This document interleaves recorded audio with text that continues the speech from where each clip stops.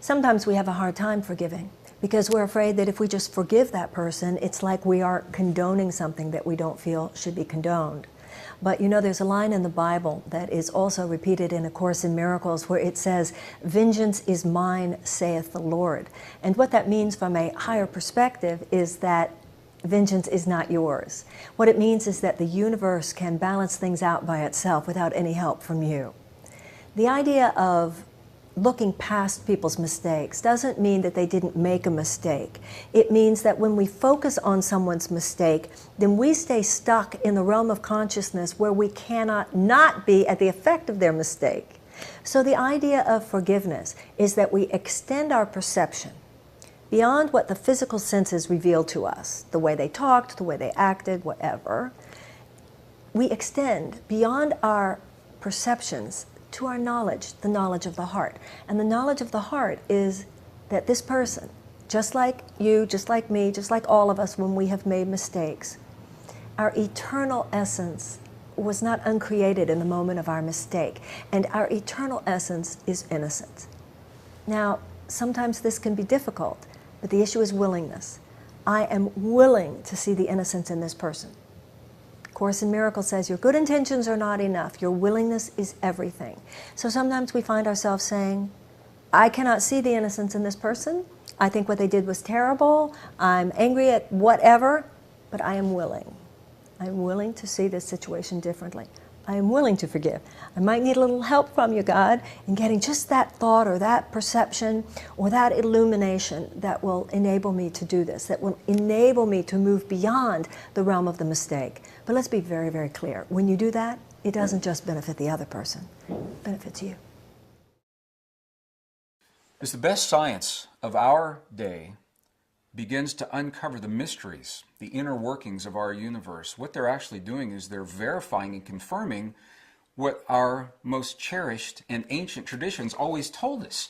In other words, science, after only 300 years of existing, is now arriving at the place where our spiritual traditions began over 5,000 years ago.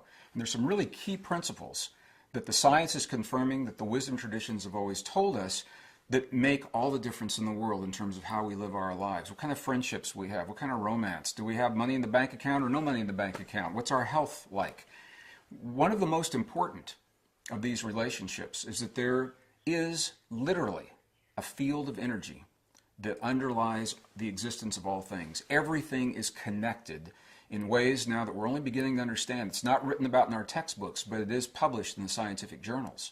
And it takes about 8 to 10 years for the new scientific discoveries to trickle down into the textbooks. So this is leading edge information that we're sharing with you right here.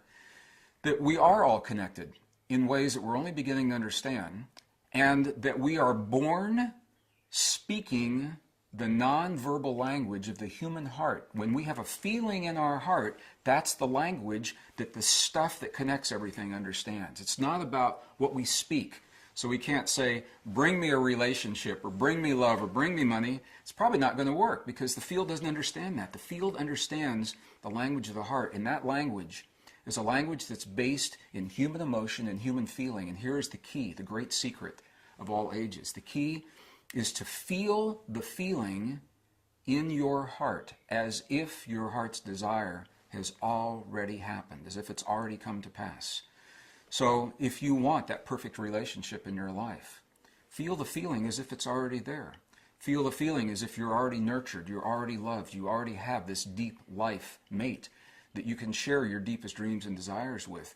And by coming from the place that it's already happened, you give permission for the field to literally bring it into your world. And this is a very powerful quantum principle. We can think of the stuff that holds everything together as the quantum blackboard upon which we create through the artist's utensils of our lives. And when we do that, amazing things happen. I'm just going to share with you right now. Be very, very aware of what you feel, because it's going to show up in your life very, very quickly. The best minds of our time are telling us in no uncertain terms that you and I are living a time unlike any other time in recorded human history. And what makes this time so unique is never have 6.5+ billion people been faced with the number of crises and the magnitude that each crisis carries, all compressed into a little window of time like you and I are living right now. I know I don't have to tell you the world's changing, and it's changing really, really fast. One of the hallmarks of a time that we're living now, if we are to look at the cycles of the past, what we begin to understand is that we're not the first civilization to have lived a little window of crisis. We are the largest and the most recent. But we know that these things have happened in the past, in previous cycles of time. And when our ancestors wrote to us from their perspective describing what they were experiencing, what we began to see is that it wasn't so much the world that was the problem. It was their response to the changes in the world. The ways that they had lived their lives were no longer sustainable in the presence of a changing world. We've got to ask ourselves, are we experiencing the same thing right now? The hallmark that I'm referring to is simply this. When the world changes, the systems that we've put into place to live our lives, the way we share resources, the way we distribute medicine, the way we grow food, our economies, the way we preserve peace in our world, all of those systems are tested. They're stressed by the changes in the planet.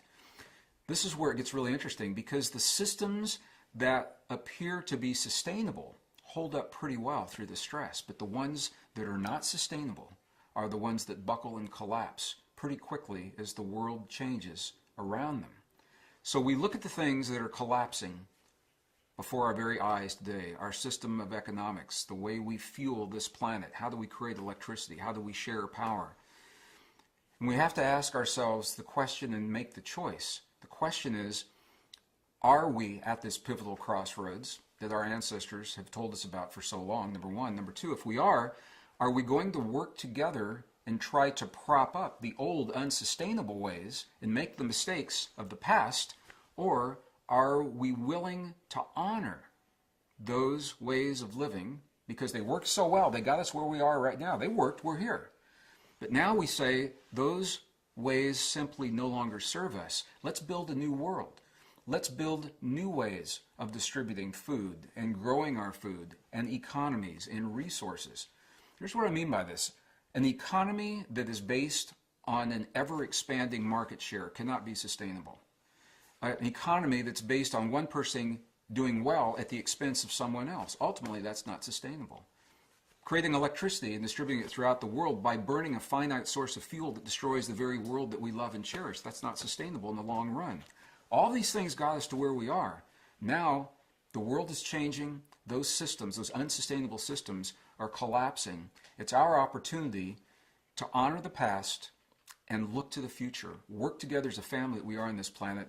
Let's build a new sustainable world together, and we'll see how far it will take us this time in this cycle.